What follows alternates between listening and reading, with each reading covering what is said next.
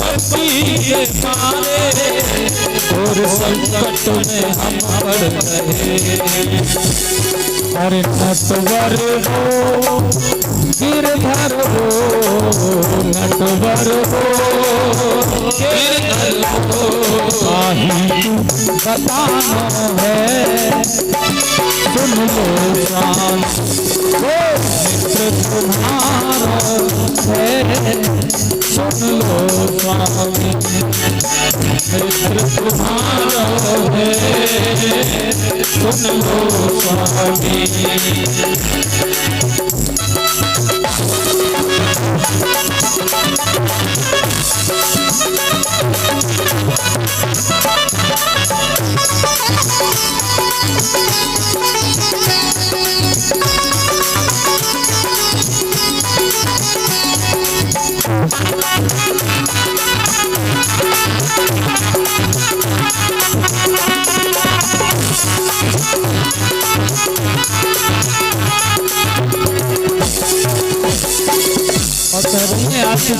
प्राणदान ऐसे कैसे कटेगा जीवन?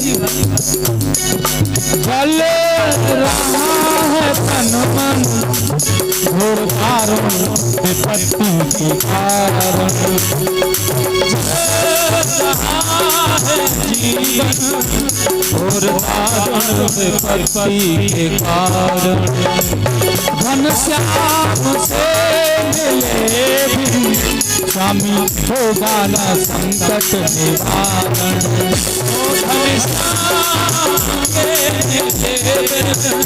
स्वामी होगा न संकट निवारण। अरे सब सपनों ये दुख अपनों, जब सपनों ये दुख अपनों, राही बताना है वो गिरधार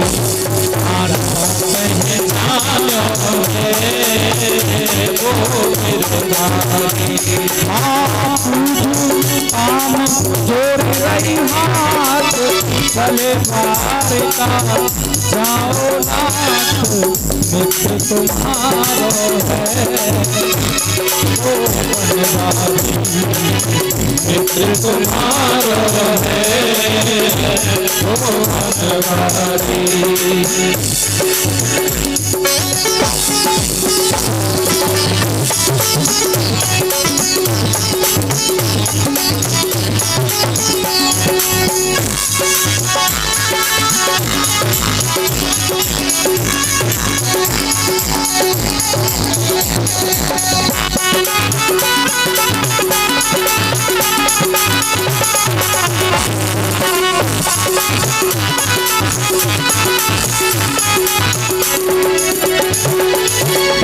सुदामा जी कहने लगे हैं देवी,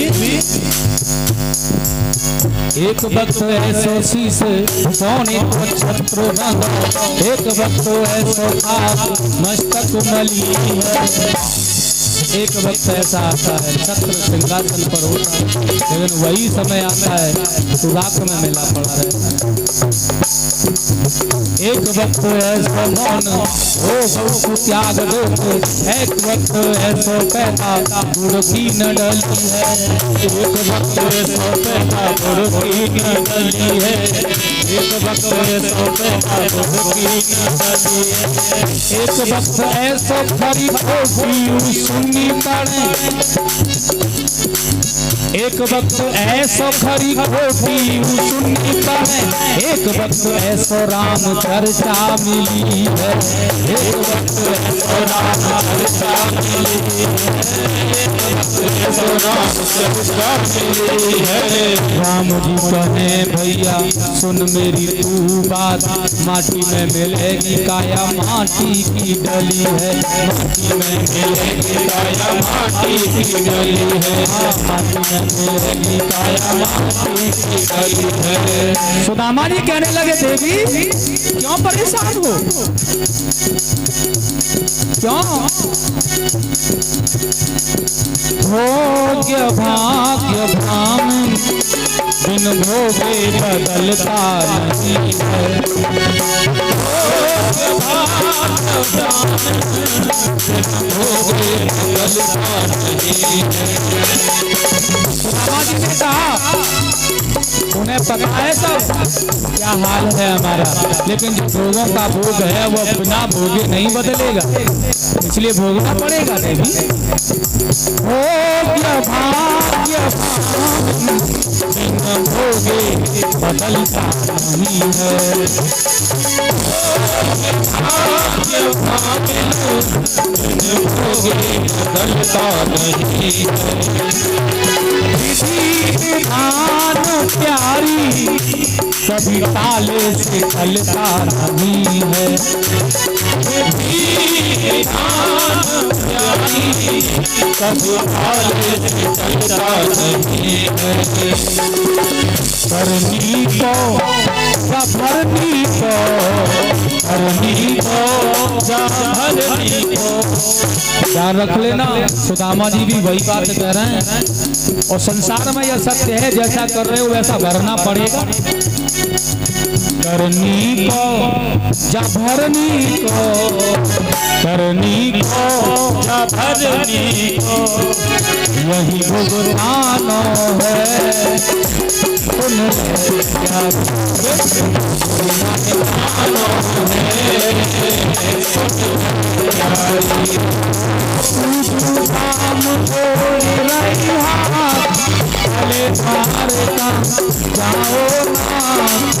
मित्र तुम्हारा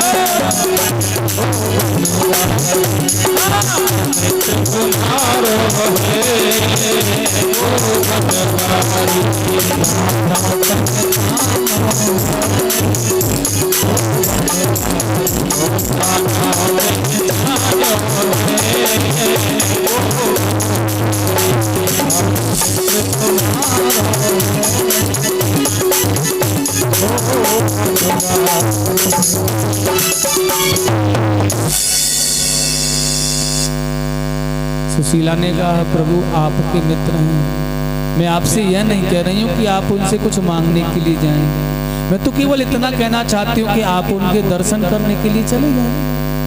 बहुत समय हो गया आपने अपने प्रभु का दर्शन नहीं किया है ना, तो केवल मात्र दर्शन करने चले जाओ।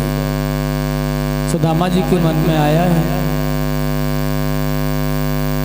मांगने की तो कोई बात ही नहीं है, दर्शन के लिए कह रही है तो कोई बात नहीं है, चला जाता हूँ।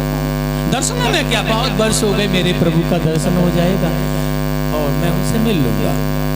सुशीला ने कहा हाँ चले जाओ प्रभु, लेकिन मन में विचार गया है गुरु के यहाँ मित्र के यहाँ खाली हाथ नहीं जाते।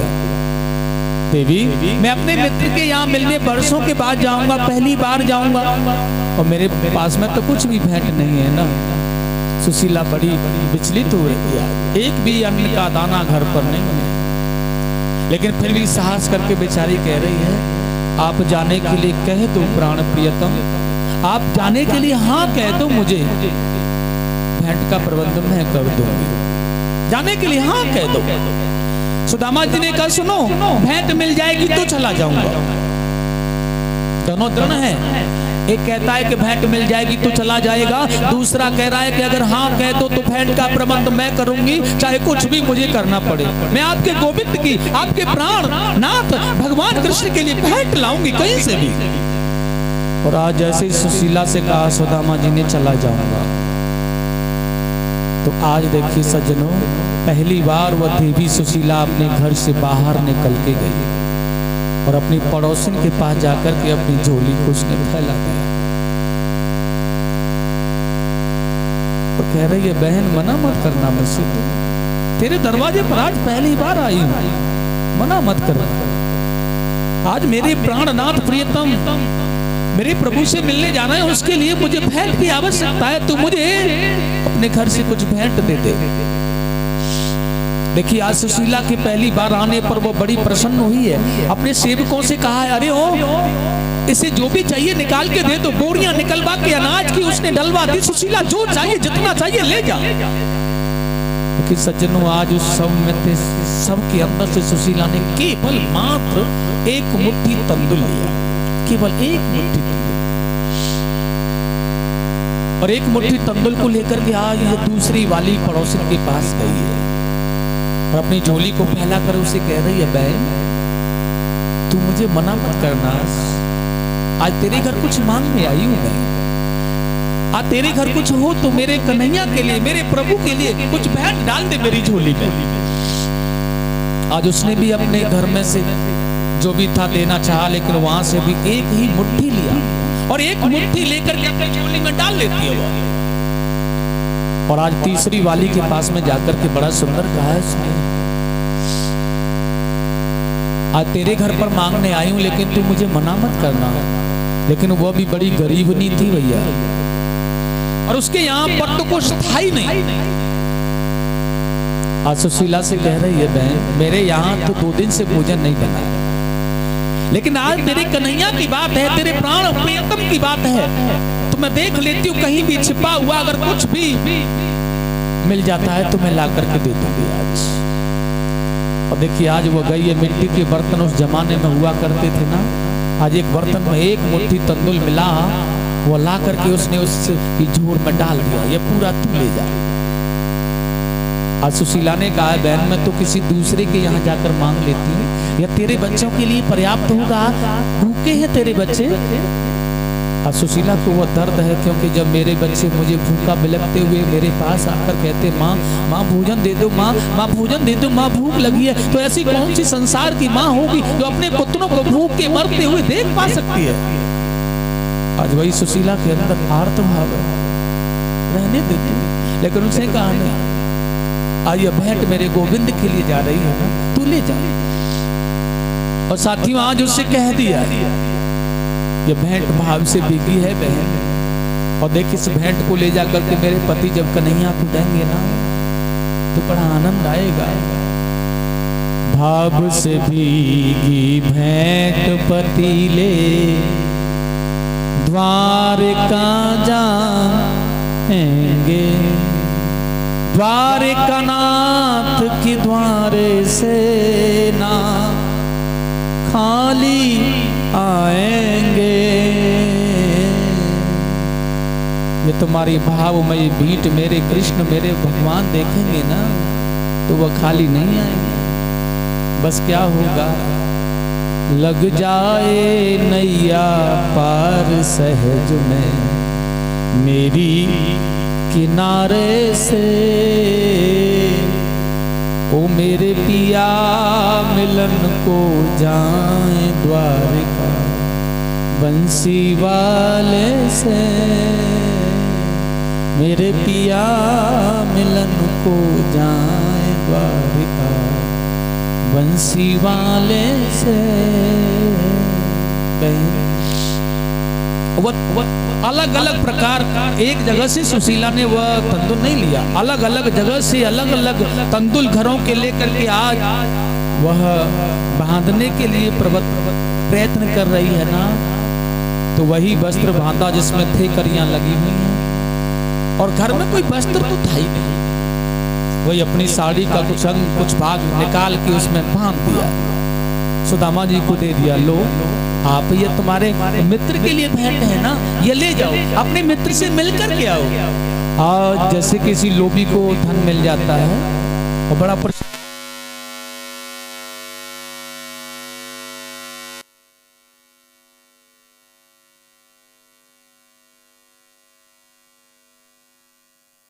वृंदावन बिहारी लाल की, वही सुदामा जी जा रहे हैं आज, झोली कमंडल हाथ में लेकर के वही बगल में दबा करके भेंट को चले जा रहे हैं। सुशीला दरवाजे पर खड़ी होकर के देख रही है, आज से पहले मैंने अपने पति देव को कहीं भी जाने के लिए नहीं कहा, आज पहली बार घर से बाहर जा रहे हैं, कैसे पहुंचेंगे ये द्वारका। लेकिन सुदामा जी पीछे मुड़ के देख रहे हैं और सुशीला को दरवाजे पर खड़ा देख करके आज वह आर्त भाव से कह रहे हैं, देवी मैं अपने मित्र से मिलने द्वारका तो जा रहा हूं,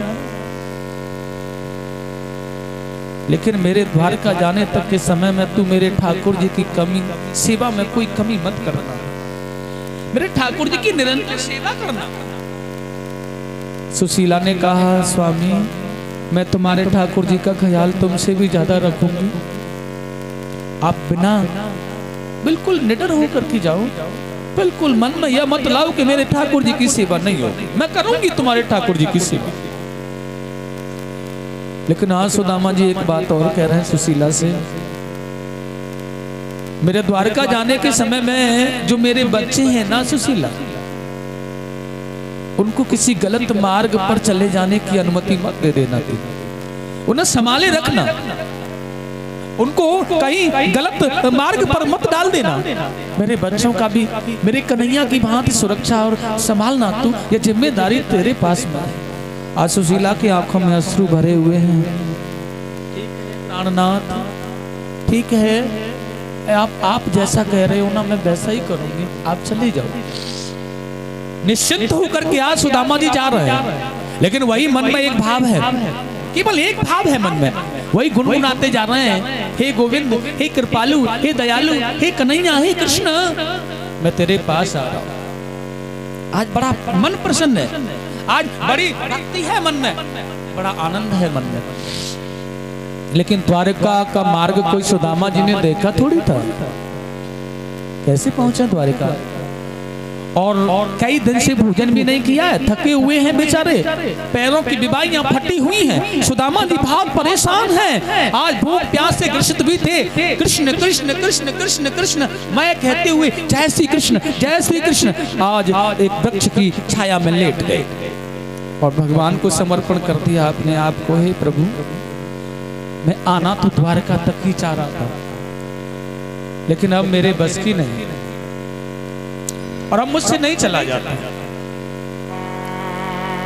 लेकिन अगर तुम्हें अपनी द्वारका मुझे दिखानी है ना, तो अब तो तुम ही प्रयास करोगे, तुम ही प्रयत्न करोगे।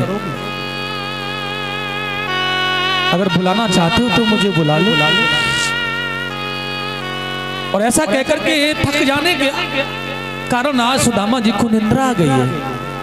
और साथियों आज जब सुदामा जी को निंद्रा आ गई है ना, तो भगवान ने देर नहीं की है, आज अपने गरुड़ को भेज दिया है वहां, और वही गरुड़ आज सुदामा जी को पंजों में भर के सोते हुए ही लेकर के उड़ करके चला गया।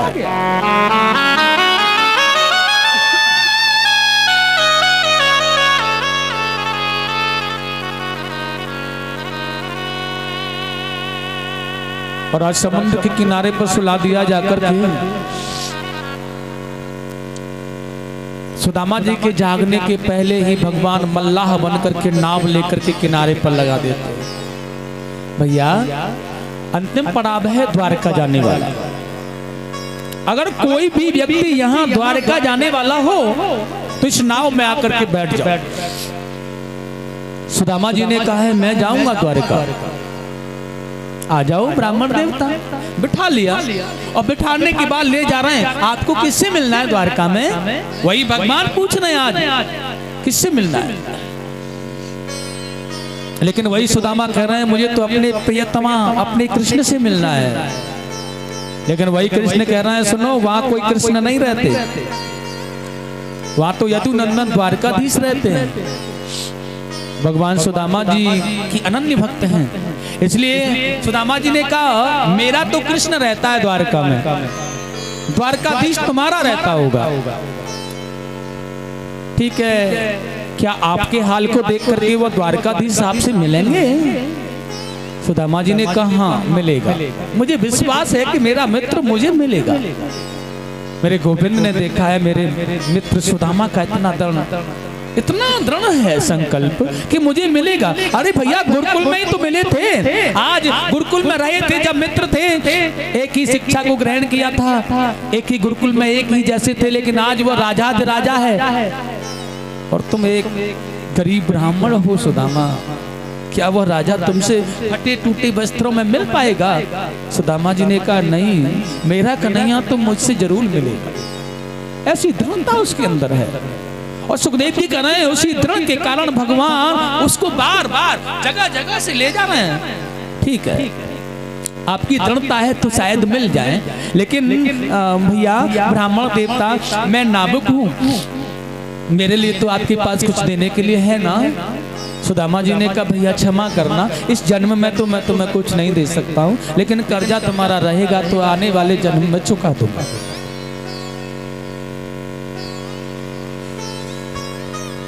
भगवान ने कहा यह पोटली लग रही है आपके पास में, बस इसी को दे दे, मैं इसी से काम चला लूंगा। सुदामा जी ने कहा ऐसे नहीं दूंगा, यह तो केवल मेरे मित्र मेरे कन्हैया के लिए है। भगवान ने कहा तो इसके अलावा और कुछ नहीं है ना? नहीं। ठीक है, आप चले जाओ, हम तो आपके जैसों कोई पार करते हैं विप्र। सुदामा जी को द्वारका में पहुंचा दिया भगवान ने, मार्ग बताया भगवान ने, बड़ा सुंदर सा। और देखिएगा आज वही मार्ग पर चलते हुए यहाँ द्वारकाधीश के महलों में जब भगवान पहुंचे हैं ना, तो साथी आज बड़े सुंदर पार्षद खड़े हैं जो कि कृष्णमय, कृष्ण जैसे लगते हैं। और उन पार्षदों के पास में जब सुदामा जी गए, अच्छा बहुत लोग यह भी कहते हैं पहरेदारों ने सुदामा जी में धक्का दे दिया, अरे कौन है, कहां से आया है, जा निकल यहां से। यह हास परिहास की बातें सुदामा जी के लिए नहीं होनी चाहिए। तो सुदामा के जैसे भक्त के लिए यह हास परिहास, ऐसा हास परिहास नहीं होना चाहिए। वह तो निर्मल है। इस दरबार में एक ब्राह्मण की इतना सम्मान किया जाता हो, जो कि नंगे पैरों दौड़ करके जिनके चरण धो रहा है, उस दरबार का कोई छोटा सा सेवक या द्वारपाल किसी ब्राह्मण का इतना अपमान करने का दुस्साहस कैसे कर सकता है?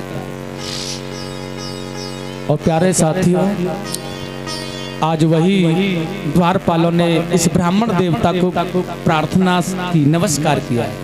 हे विप्र, बैठो, क्या चाहते हो? सुदामा जी ने कहा मैं कृष्ण से मिलना चाहता हूं। ठीक है, अभी भगवान दरबार से महलों में भोजन के करने के बाद और शयन कक्ष की ओर गए, शयन करने के लिए गए हैं। हम जाकर के पूछ लेते हैं, आपको आकर बताएंगे। सुदामा जी ने कहा एक बात कहना उससे, अगर मिल जाए तो मैं यही इंतजार करूंगा। और बड़ा सुंदर कहा आज उन्होंने। वह पार्षद व द्वारपाल कह रहा है अपना परिचय दे दो, बस क्या है तुम्हारा नाम, कहां से आए हो विप्र, वो बता दो मुझे। और देखिए आज बड़े सुंदर भाव में कह रहा है सुदामा जी ने द्वारपाल से कहा है, गोकुल के ग्वाला से सुदामा मिलने आया है, जाकर कहो एक बार, बस एक बार से दोबारा मत कहना सुदामा आपसे मिलने आया है, फिर देखता हूं मैं वह मिलना चाहता या नहीं। गोकुल के ग्वाला से सुदामा मिलने आया है, जाकर कहो एक बार, जाकर कहो एक बार।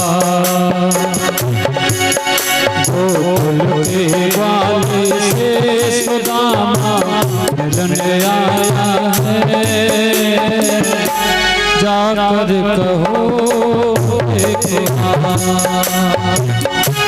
जाकर कहो एक बार।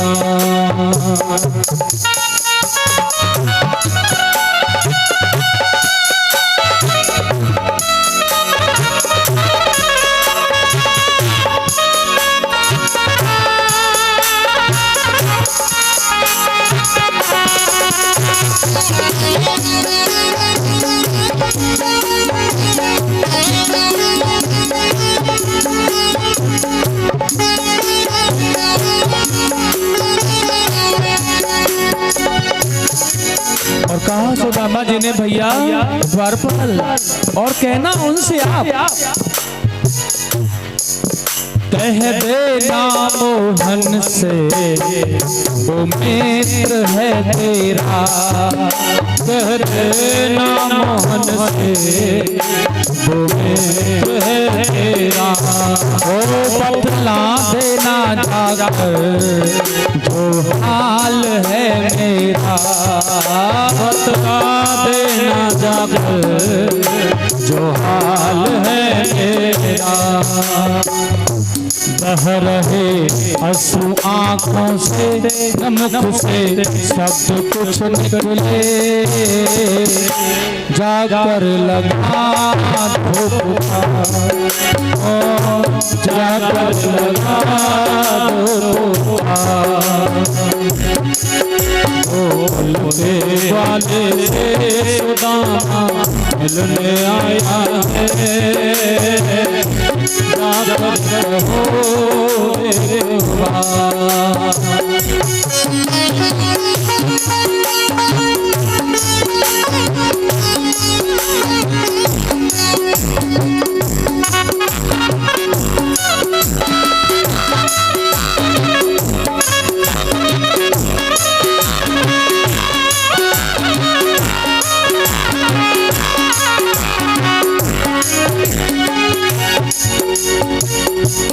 और कहा सुदामा जी ने एक बात और भी कह देना, अगर वह नहीं याद करे मुझे तो किस प्रकार याद दिलाना उसे,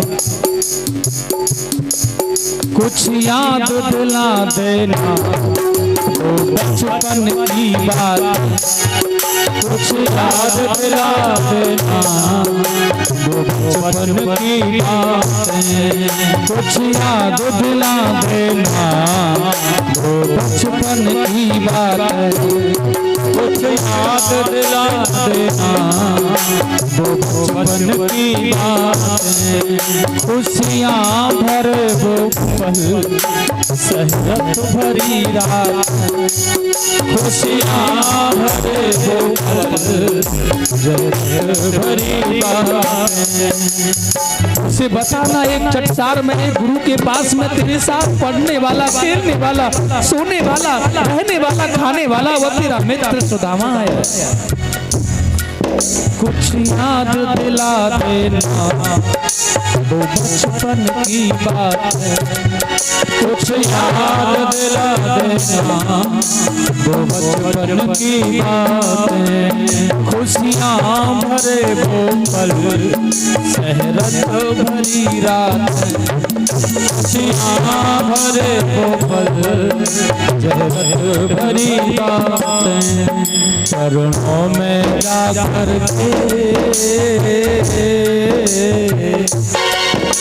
चरणों में जाकर के मेरी तस्वीर यह रखना,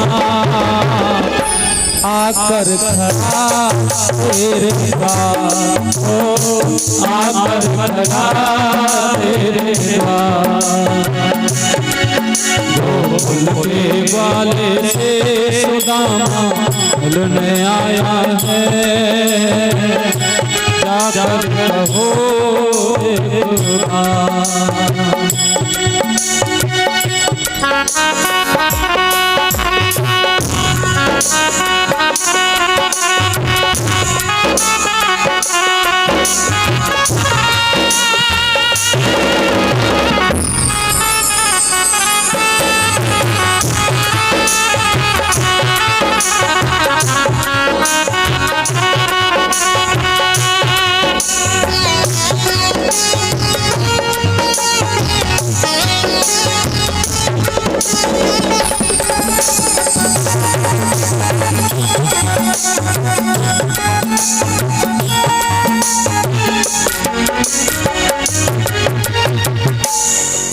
द्वारे से सेवक जो महलों को उठाया है, द्वारे से सेवक जो महलों को उठाया है, द्वारे से सेवक जो महलों को उठाया है, द्वारे से सेवक जब महलों को उठाया है, जाकर पे मोहन को यह हाल सुनाया है, जाकर के मोहन को जब हाल सुनाया है, जाकर के मोहन को सब हाल सुनाया है, जाकर के मोहन को सब हाल सुनाया है, सुना है सुना है नाम सुदामा का।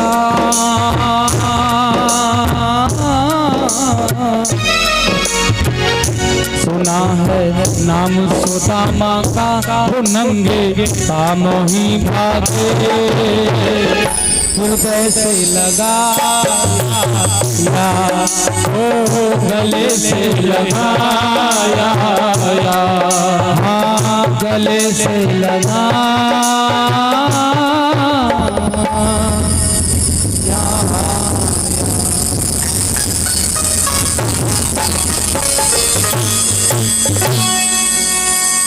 जैसे ही सेवक दौड़ा दौड़ा गया और जाकर के उसने बहुत शीघ्रता में भगवान को कहा, है भगवान आज एक अद्भुत दृश्य मैंने देखा। क्या? शीश प्रगान जगातन में प्रभु, जाने की आए बसे के ही ग्रामा,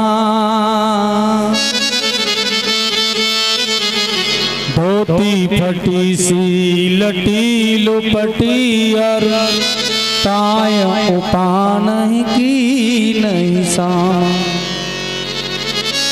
द्वार खड़ो दुज दुर्बल एक, रहो चखी देख बसुधिया विरामा, पूछत दीन दयाल को धाम, बतावत आपनो नाम सुदामा। जैसे ही सुदामा नाम सुना, भगवान दौड़ते हुए भागे जा रहे हैं, बिना पनाही बिना खड़ाऊ के नंगे पैरों भागते हुए जा रहा है। मेरा मित्र सुदामा, सुदामा आ गया, सुदामा आ गया।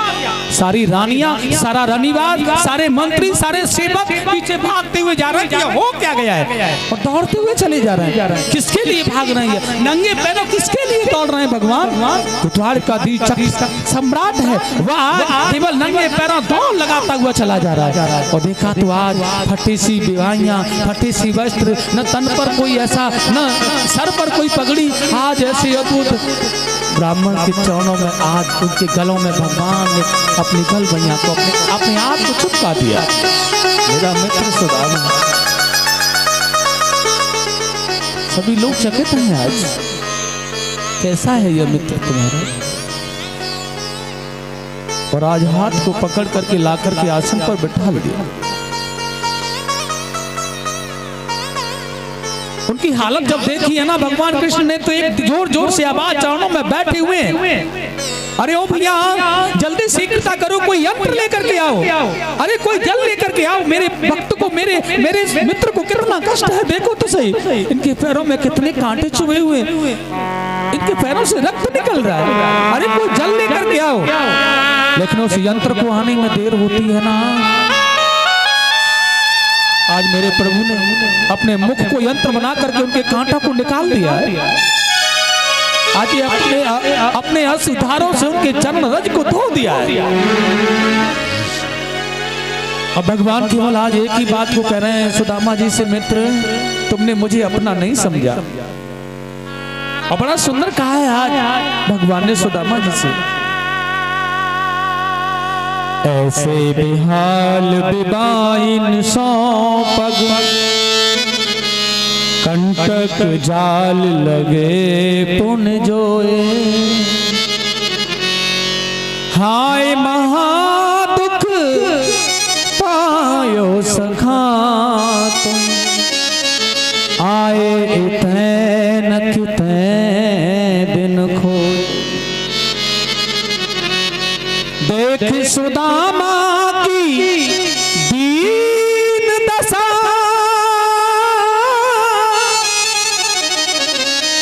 करुणा करके करुणा निधि रोए, करुणा करके करुणा निधि रोए, पानी परा तुको हाथ छुओ,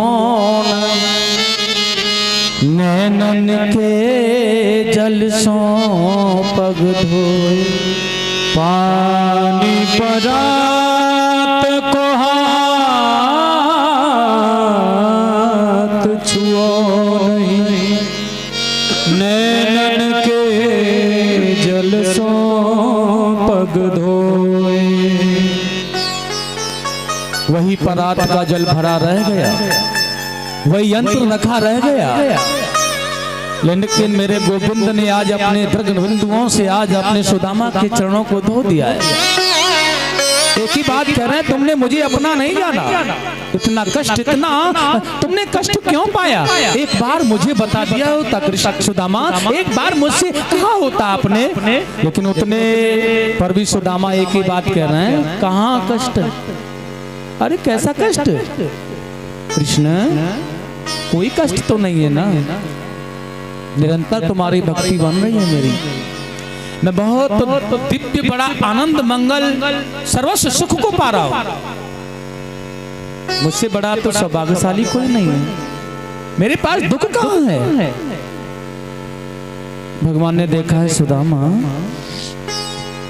तुम्हारे जैसा तो कोई होगा, लेकिन आज सुदामा जी को लेकर के गए, सुदामा जी आए हैं, भूखे हैं, इसे 36 प्रकार का व्यंजन भोग सामने आ गया। सज्जनों, ऐसा नहीं कि इन्होंने कई दिन से भोजन नहीं किया तो टूट पड़े हो भूखे होने के कारण और खा रहे हो, नहीं, भगवान से कह रहे हैं प्रभु आप मेरे साथ भोजन कर लो ना। द्वारकाधीश ने कहा मैंने भोजन करने के बाद ही तो विश्राम किया था, उसके बाद तुम आ गए सुदामा जी, आप भोजन करो। लेकिन आज सुदामा एक ही बात को कहते हैं, जगतपति जगदीश्वर अगर आपने भोजन कर ही लिया है तो फिर संसार का ऐसा कौन सा जीव, कौन सा प्राणी है जो कि भूखा है? फिर तो मुझे कोई जरूरत नहीं है भोजन की। आज भगवान भी देख रहे हैं, ये जब तक मैं भोजन नहीं करूंगा तब तक नहीं करेगा। अपने मित्र सुदामा के साथ मेरे प्रभु ने भोजन किया और उन्हें अपने हाथ से निवाला खिला रहे हैं। ऐसी अनुपमयी भक्ति भगवान। लेकिन वही आज बड़ा आनंदित भाव है, मेरे प्रभु ने अपनी पत्नियों से आदेश कर दिया ये ऐसा ब्राह्मण तुम्हें 7 जन्मों नहीं मिलेगा, आकर के चरण स्पर्श करके आशीर्वाद ले लो। और देखिए भगवान कृष्ण की रानियां आकर के सुदामा जी के चरणों में वंदन करती हैं, अपना नाम ले लेकर के बार बार बार बार, और सुदामा जी एक ही बात कहते हैं, अखंड सौभाग्यवती भव।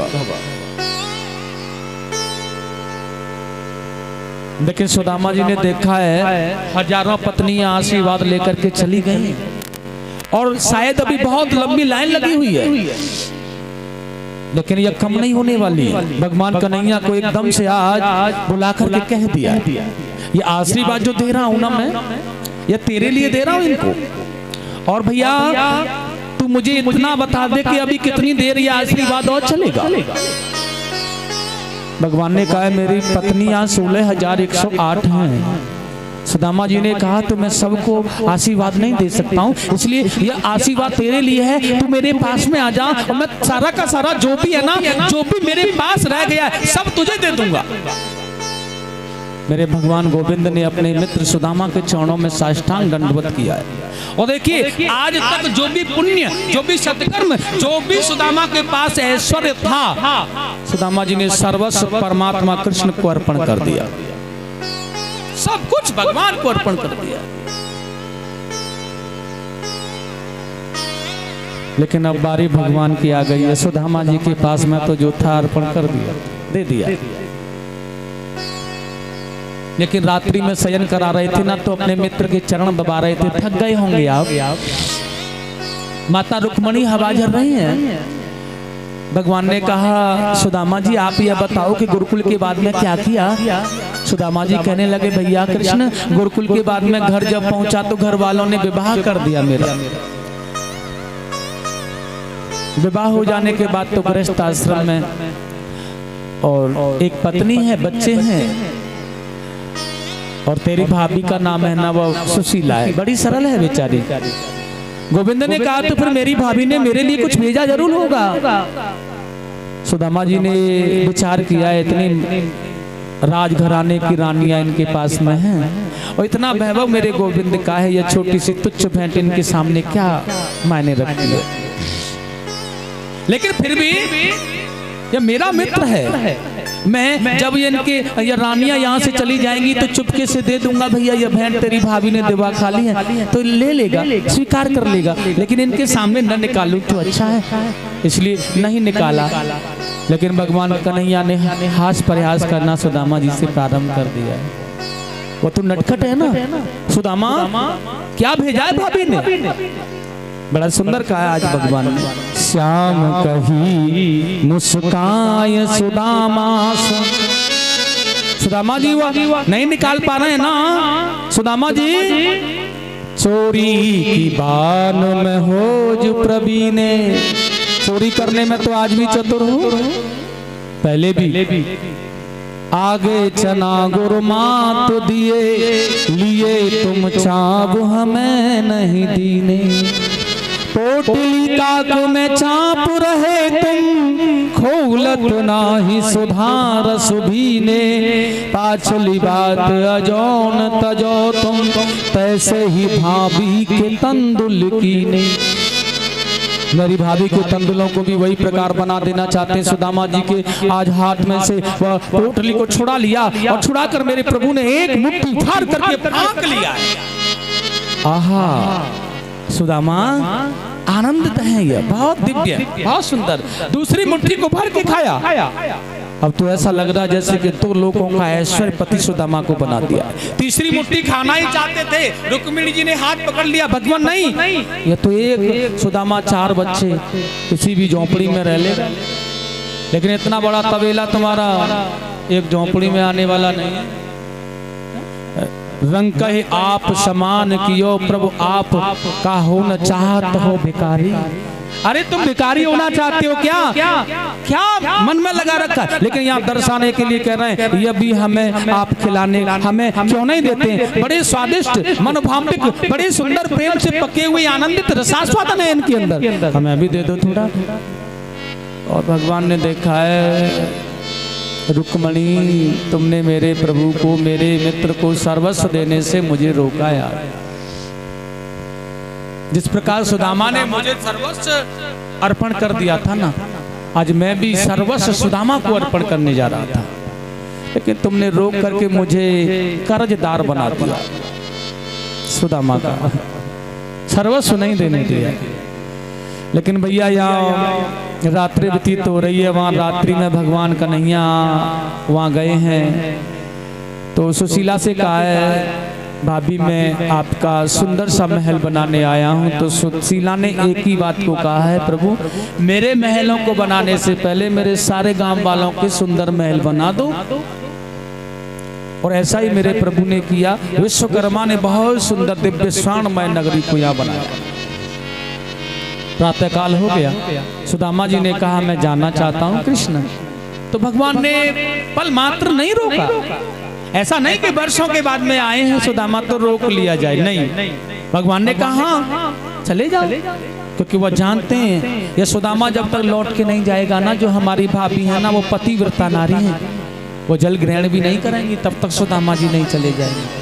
और एक ही बात को कर रहे हैं अगली बार कभी आओ तो भाभी बच्चों को साथ में लाना है, सुदामा जी जा रहे हैं लौट करके। लेकिन एक बात का ख्याल रखना, जिस प्रकार सुदामा जी को वहां पाया उसी प्रकार सुदामा जी को वहां तक जाने का प्रबंध भी भगवान ने किया। और नगर में आकर सुदामा जी ने देखा यार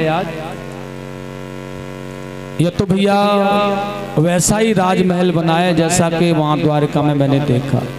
और वहां के लोगों को पूछ रहे कौन सा नगर है, तो एक ही आवाज आती है सुदामापुरी। लेकिन यहाँ का कौन राजा है? सुदामा सेठ। सुदामा और सेठ यह तो मेल नहीं मिलता है ना, लेकिन सेठ कोई होगा, ठीक है। लेकिन भैया वह सेठ जी कहाँ गए हैं? लोगों ने कहा भैया वह गए हैं अपने मित्र से मिलने द्वारका। और सुदामा जी ने तो जान लिया द्वारका तो मैं ही गया था, लेकिन वही सुदामा मैं हूं तो फिर मेरे वो बच्चे और पत्नी तो वही होंगे ना, इसलिए कहा भैया सुदामा जी की पत्नी से मिला दो हमें।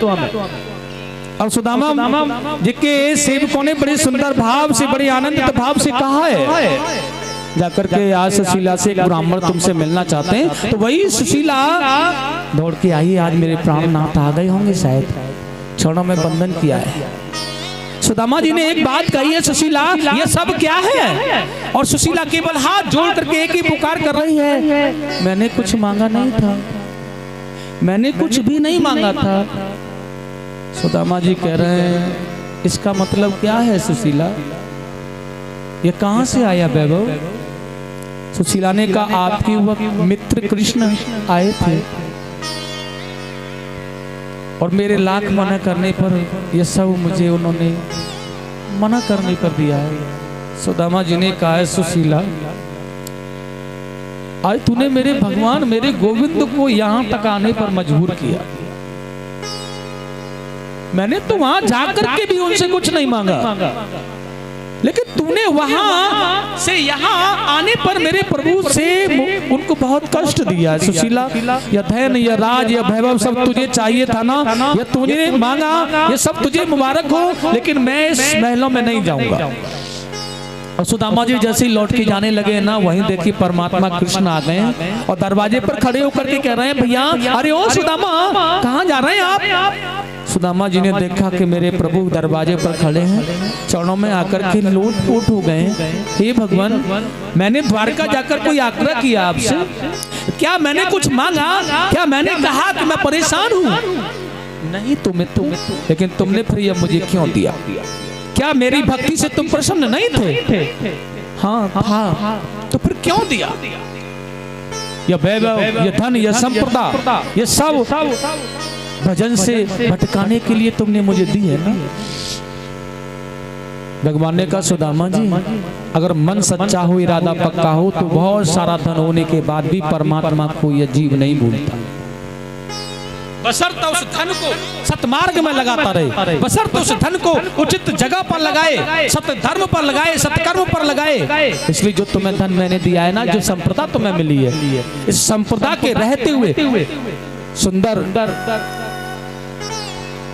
गरीब कन्याओं का विवाह कराओ, बाबड़िए ताल तलैया सड़क बनवाओ, यज्ञ अनुष्ठान आदि करो, जितना हो सके दान करो। सुदामा जी इससे भक्ति भी होती है, भजन भी होता है, और इससे धन में भी वृद्धि होती है। ऐसा करो, मेरा आदेश है। और कुछ समय तक अपने इस ऐश्वर्य को भोगो, फिर भजन करना, मैं मना नहीं करूंगा। भगवान के कहने पर सुदामा जी कुछ समय के लिए रुक गए। उन्होंने उस ऐश्वर्य को, उस भोगों को, उन धन को, उस संपदा को नाना भांत दोनों हाथों से उलीचा, दान किया। लेकिन दान करने से कभी धन घटता नहीं है, जितना दान करते उतना धन की वृद्धि होती है महाराज, ऐसा महापुरुष लोग कहते हैं। और समय आने पर वह मन में जाकर के भगवान की तपस्या करते हुए परम धाम के लिए परमात्मा के श्री चरणों में निवास करने लगे। प्रेम से बोलेंगे गोविंद भगवान की जय हो, सुदामा जी महाराज की जय हो, जय जय श्री राधे श्याम। और देखिए आगे की तो बड़ी पावन सुंदर सी कथाएं हैं। एक बार भगवान से वसुदेव देवकी के कहने पर उन्होंने कुरुक्षेत्र में यज्ञ का अनुष्ठान किया, जहां पर यह ब्रजवासी लोगों को भी आमंत्रित किया। और देखिए मैया यशोदा, राधा, गोपियां, ग्वाल आदि सभी यहाँ आकर के उनसे मिले हैं। बहुत सुंदर, अपने माता पिताओं की इच्छा को पूर्ण करने के लिए परमात्मा कृष्ण ने ऐसा किया। देवकी माता के कहने पर भगवान सामर्थ्यवान है, इसलिए अपने पुत्र कृष्ण से माता देवकी ने अपने वो मरे हुए 6 पुत्रों के लिए जब कहा, तो मेरे प्रभु ने उन 6 पुत्रों को माता देवकी को बुलाया, उन्हें जीवित किया, उन्हें यहाँ बुला करके उन्हें मिलाया। जैसा अपने माता पिताओं के लिए अगर इरादा और प्रण सच्चा हो तो कुछ भी तत्पर करने के लिए हम तत्पर होते हैं। माँ बाप की आज्ञा सर्वोपरि होती है। ध्यान रखना है, जो संसार में माता पिता को प्रसन्न नहीं रख सकते, वो संसार में किसी को प्रसन्न करने की लालसा मत करना, वो किसी को प्रसन्न कर भी नहीं सकते। अपने जो माता पिता को कष्ट दे रहा है, जो अपने माता पिता से द्वेषता बना के रखता है, वो पुत्र सदा ही दुखी रहता है, उसे संप्रदा नहीं मिल सकती, वो राग द्वेष बीमारियों से ग्रसित ही रहेगा, जो अपने माता पिताओं को प्रसन्न नहीं कर सकता है। इसलिए हर पुत्र का धर्म है अपने माता पिता की सेवा करना, अपने माता पिता के प्रति सद्भाव रखना, उन्हें न बुरा कहना, न उनसे ज्यादा ऊंची बातें करना, न उनके सामने ज्यादा बोलना। उनके चरण स्पर्श करो, उनकी रज अपने मस्तक पर लगाओ। भगवान कहते मैं तेरी इसी सेवा से प्रसन्न हो जाऊंगा। मत करना कुछ, लेकिन अपने माता पिताओं की सेवा तो कर। मैंने आज के जमाने में देखा है, वर्षों बीत जाते हैं, माता पिता से एक पुत्र बात नहीं करता है। वर्षों बीत, जिस पिता ने तेरे लिए सर्वस्व लुटाया था अपना, तुझे उंगली पकड़ के चलना सिखाने का प्रयास किया था, आज बड़ा प्रसन्न हुआ था तेरा जब जन्म हुआ था वो, आज मेरा पुत्र हुआ है। कितनी उत्सव, कितना हर्ष उसके हृदय में था, कितना उसने भाव प्रकट किया था। और आज तू बड़ा होकर के उससे बात नहीं करता, उससे बातें करना उचित नहीं समझता, उनको प्रणाम नहीं कर सकता, उससे द्वेष रखता है। कहाँ का फल है ये? कहाँ का न्याय है ये? कहाँ का कर्तव्य, किस शास्त्र का न्याय है ये? कहाँ लिखा है ये?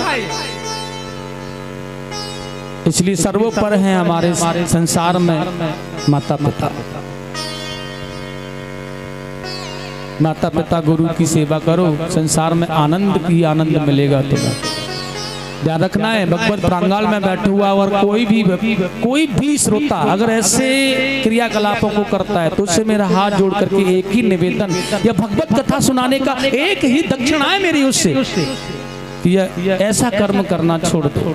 भैया अपने माता पिताओं से द्वेष मत करो, अपने माता पिताओं की सेवा करो, दुनिया में उससे बड़ी कोई सेवा नहीं है। और देखेगा कितने भी जप तीर्थ यज्ञ अनुष्ठान परिक्रमा दान करने से उन्हें कोई फल नहीं मिलता जब तक कि उनके माता पिता दुखी हैं। माता पिता को वृद्धाश्रमों में छोड़ के आ रहे हो, अब ये बुढ़ा किस काम का है? पांच पुत्रों का ख्याल रख करके पढ़ा लिखा करके बड़ा कर दिया, जवान बना दिया। अब ये बुढ़ा किसी काम का नहीं है, यहाँ क्या करेगा? यहाँ से निकालो इसे। चुल्लू भर जल में डूब करके उन माता पिता के पुत्रों को मर जाना चाहिए जो अपने माता पिताओं से ऐसी द्वेषता रखते हैं। क्योंकि जिस माँ ने 4 बेटों को पालते समय ऐसा कभी नहीं सोचा था कि मैं अपने किसी बेटे को अपनी किसी रिश्तेदारी में दे दूं। मेरे पास गरीबी है, मेरे पास धन नहीं है, मेरे पास पहनने के लिए वस्त्र नहीं है, तो कम से कम कहीं से इसका गुजारा हो जाएगा। उन 4 बच्चों को पालते समय उस माँ ने इस बात को कदापि नहीं सोचा, अपने हृदय से अपने सीने से लगा करके रखा। लेकिन आज वो 4 बच्चे उस बूढ़ी माँ का पालन नहीं कर सकते, उसका बंटवारा करने में लगे हैं। ऐसे जीवन को धिक्कार है। एक वक्त भोजन करके रह लो, केवल एक वक्त भोजन करके रह लो, लेकिन अपने माता पिता को प्रसन्न रखो, दुनिया का सर्वस्व फल तुम्हें मिल जाएगा। यह मेरा वादा है तुमसे। लेकिन अपने माता पिता की सेवा करो। ये नाना प्रकार के दुनिया के बवंडरों को करने से कोई फायदा नहीं है। जिस माँ ने तुम्हें पाला पोसा बड़ा किया, जिस पिता ने कितना कष्ट पा करके कितनी गरीबी को सह करके तुम्हें पाला, उसके लिए यह भाव तुम्हारे मन में आ कैसे सकता है? इतने निर्दयी तुम हो कैसे सकते हो? फिर भी कथाएं सुन रहे हो। फिर इस कथा से तुमने क्या सीखा? कथाएं हमारे आदर्श हैं। ये कथाएं हमें बताना चाहती हैं कि हमें अपने ग्रस्त जीवन में कैसे रहना चाहिए, क्या करना चाहिए। ध्यान रखना है भैया। एक बात मैं आपको बता देना चाहता हूं। एक पुत्र अपनी पत्नी को लेकर के घर से दूर अपने माँ से रहता था। उसकी पत्नी जो थी ना, वो उसकी माँ की शक्ल को भी देखना पसंद नहीं करती थी। या तो मैं जहर खा करके मर जाऊंगी या अपनी माँ से मुझे दूर ले जाऊं। एक दिन उसने बहुत समय बीत जाने के बाद में कहा, मुझे माँ बीमार है, घर पर देखने जाना है, चला जाऊं क्या? उसने कहा, तुम माँ को देखने नहीं जा रहे हो, मैं चाहती हूँ, मैं जानती हूँ कि तुम उसे ना पैसे देकर आओगे। तुम्हारी माँ बड़ी चालाक है, वो बीमार नहीं है। उसने कहा, भाग्यवान, चले जाने थे, माँ है आखिरकार तो। ठीक है। बीमार है, चला गया देखने के लिए, डॉक्टर से इलाज कराया, दवा लेकर के कहा मैं माँ को घर ले आऊं क्या? नहीं, घर नहीं लाओगे, वहीं छोड़ के आना। अगर घर ले आए तो समझ लेना बहुत विनम्र भाव, बहुत मिन्नत की, ठीक है ले आओ, लेकिन उतने समय तक ही रखना जब तक मैं कक्ष से बाहर ना आऊं, रूम से बाहर ना आऊं। ले आए, माता जैसे ही आई ना तो अंदर घर में घुस गई, कमरा बंद कर लिया, दरवाजे पर खड़ा करके उस पति ने कहा सुनो माँ घर पर आ गई है, एक बार कम से कम उनका दर्शन तो कर लो। नहीं, मैं इसका दर्शन नहीं करूंगी, मैं इसका मुख नहीं देखूंगी, मर जाऊंगी मैं इसका मुख नहीं देखूंगी, और या मर जाएगी तब भी इसका मुख नहीं देखूंगी। उसने कहा एक बार जरा दरवाजा खोल के, ठीक है मैं कभी भी इनके पास नहीं जाऊंगा, कभी भी इन्हें नहीं लाऊंगा, लेकिन तू एक बार निकल के इनका दर्शन कर ले। विवश है पति के कहने पर आज जैसे दरवाजा खोल करके देखा, दर्शन किया, अब तो हठास करके उस माँ से वह चिपक गई और रोने लगी। क्यों पता है? क्योंकि वह पति की माँ नहीं थी, उसी की माँ थी, और अपनी माँ से चिपक चिपक करके रोने लगी। तुझे क्या हुआ था? तू क्यों बीमार हो गई? कैसे हुई? तूने मुझे बताया नहीं। तुझे क्या कष्ट था? तुझे क्या परेशानी थी मैया? और आज फटकियां ले लेकर के, हिलकियां भर के रो रही है अपनी माँ से मिलने के लिए। लेकिन आज वही पति कह रहा है जितना तुझे अपनी माँ से मिलने की तड़प लग रही है ना, और जितना तू अपनी माँ से मिलने के लिए तड़प रही है ना, उतना ही मुझे भी मेरी माँ से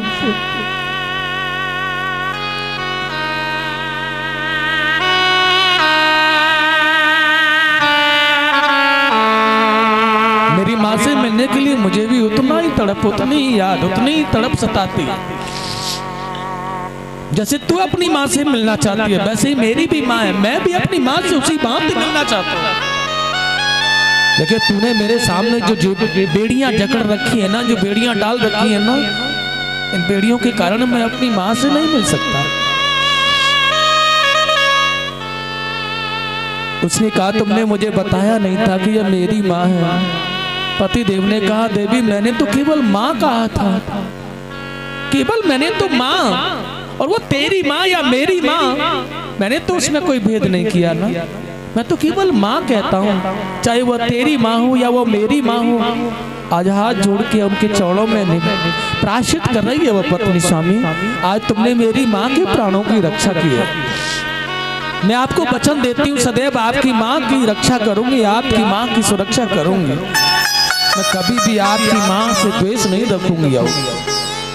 संसार में मेरा हर उस माता, हर उस पुत्र से, हर वह बहू से यही कहना है, अपने माता पिता सास ससुर की सेवा से बड़ा धर्म नहीं है।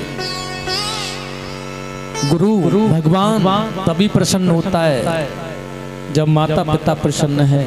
कोई भी तीर्थ करने से, कोई भी जप करने से, कोई भी पुण्य करने से, कोई भी भजन करने से कोई प्रसन्नता नहीं मिलेगी आपको कि जब तक आप स्वयं अपने माता पिताओं को प्रसन्न नहीं रख पाएंगे। और हमारे सनातन धर्म में मैं देखता रहूं कि बहुत ज्यादा कष्ट, बहुत ज्यादा परेशानियां हो रही हैं। और देखिए जहां जहां भी मैं जाता हूं केवल इसी बात को कहता हूं, अपने माता पिता को आदर्श मान करके उनके श्री चरणों में अपना मन लगाओ। कैसे कैसे उन्होंने तुम्हें पाला है भैया। अरे एक वक्त का भोजन, परिवार में 4 सदस्यों, एक एक रोटियां अगर कम खा करके अपना तुम माता पिता का पेट भरना चाहोगे तो भर लोगे, लेकिन अपने आप से उन्हें कभी अलग मत करो। अपने आप से कभी उन्हें अलग करने का मत सोचो। वृद्धा अवस्था के समय पर वो एक दूसरे के सहायक और एक दूसरे के साथी बनने की वजह एक माँ को पुत्र न जाने कहां ले जा रहा है, एक पिता को पुत्र अपने साथ न जाने कहां ले जा रहा है। जिस अवस्था में वो दोनों पास होने चाहिए, जो एक दूसरे का दुख दर्द समझ पाए, उस अवस्था में तुम उन्हें दूर कर देते हो केवल उन 2 रोटियों के कारण। तो मेरा आपसे हाथ जोड़ करके यह निवेदन है, आप ऐसा नहीं करें। सर्वस्व सुख दो, अपने आप को भी बेच डालो, लेकिन अपने माता पिता को सुख दो, वही जीवन का सर्व फल।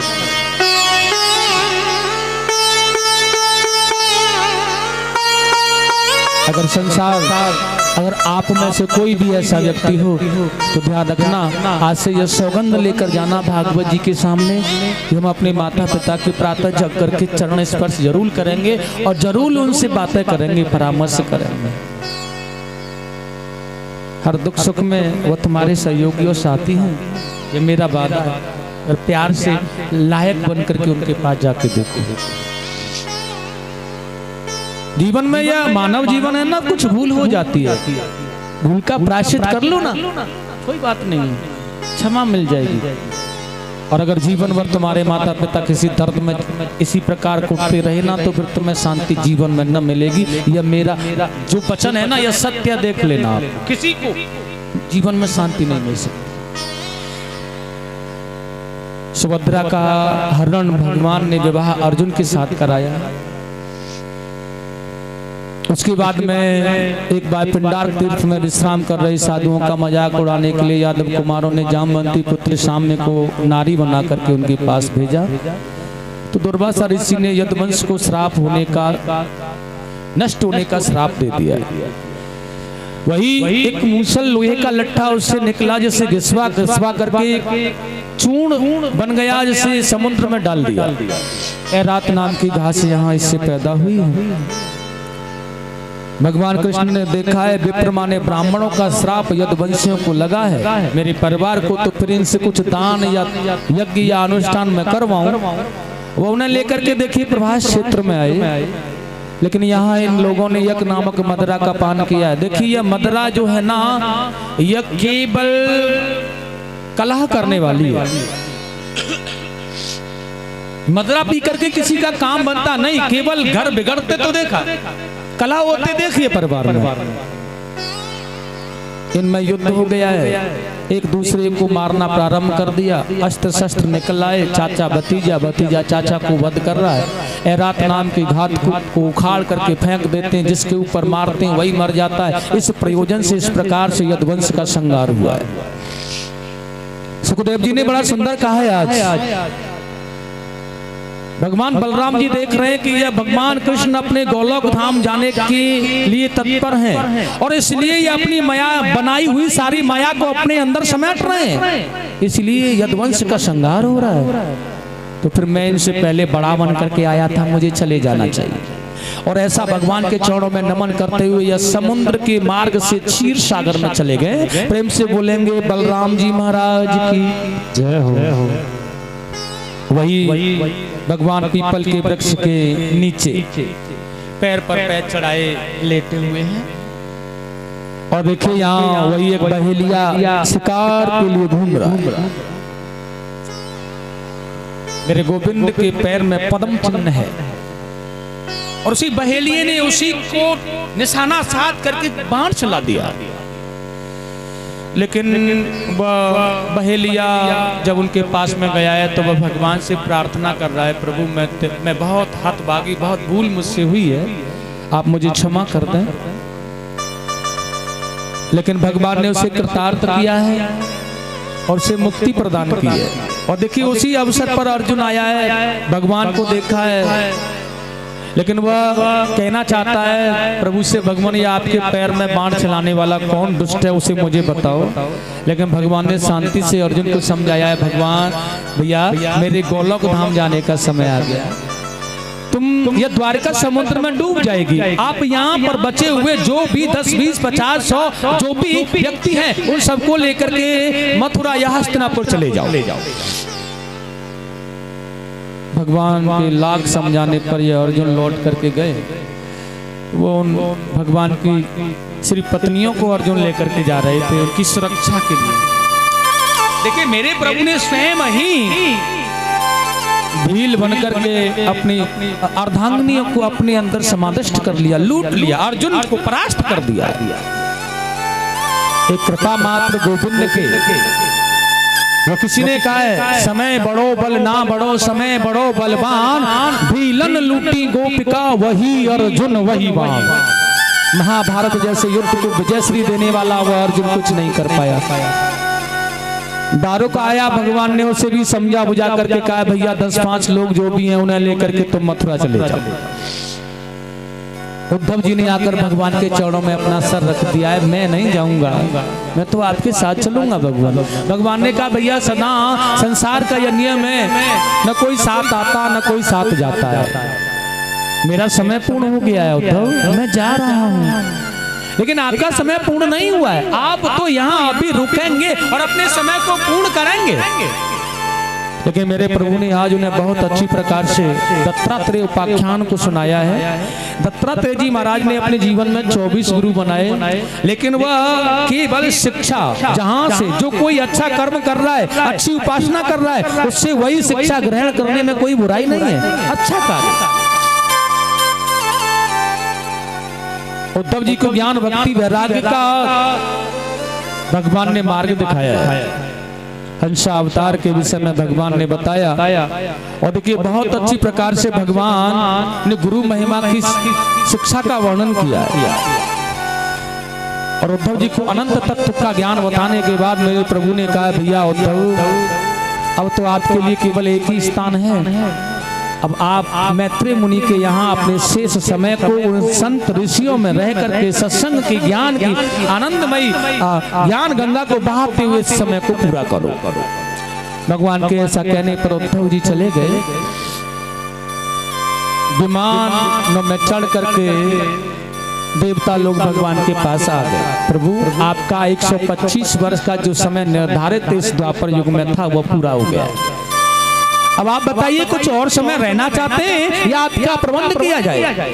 ठाकुर जी ने कहा, देवताओं, मेरा समय पूरा हो गया है, अब मैं जाना चाहता हूँ, मैं अपने गोलोक धाम प्रस्थान कर रहा हूँ। और देखते ही देखते देखिएगा, एक बहुत तेजोमयी गुंजायमान बिजली कड़की, प्रकाश हुआ संसार में, और वही तेज पुंजमय प्रकाश संसार से विलीन हुआ और अपने गोलोक धाम के लिए चला गया है। प्रेम से बोलेंगे गोविंद भगवान की, कृष्ण कन्हैया लाल की जय जय श्री।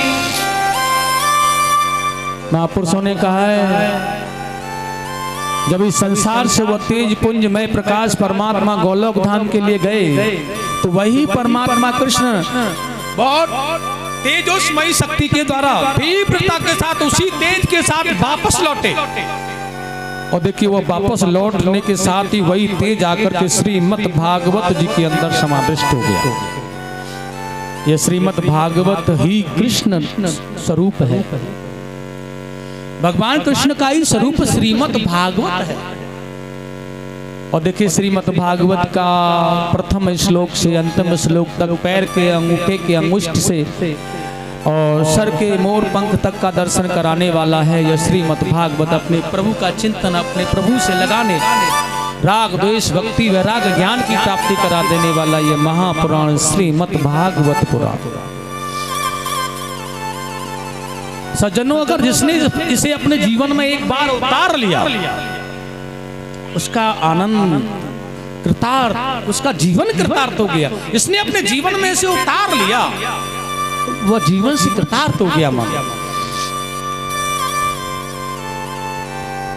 उसके बाद में तो भगवान सुखदेव जी ने राजा परीक्षित को नरकों में दी जाने वाली यातना, कलयुग के आगमन का समाचार, कलयुग में किस प्रकार के राजा, किस प्रकार का कार्य, उसकी विशेषताएं बताना प्रारंभ किया। भैया, कलयुग में अनगिनत राजा होंगे, लेकिन ये सभी चोर उचक्के ढोंगी पाखंडी होंगे, ये प्रजा का धन हड़पने वाले होंगे,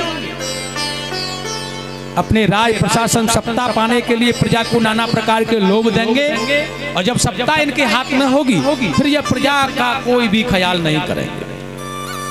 ऐसे पाखंडी, ऐसे ढोंगी दुराचारी राजा संसार में हो जाएंगे। सने सने कलयुग बढ़ता जाएगा। जब राजा ऐसे होंगे तो उनकी सहायता नीचे रहने वाले सेवक भी वैसे होंगे। वो वही इंतजार करेंगे कि कब राजा का वध कराया जाए और स्वयं शासन अपने कमान अपने हाथों में संभाली जाए। ऐसे सेवक हो जाएंगे दुराचारी।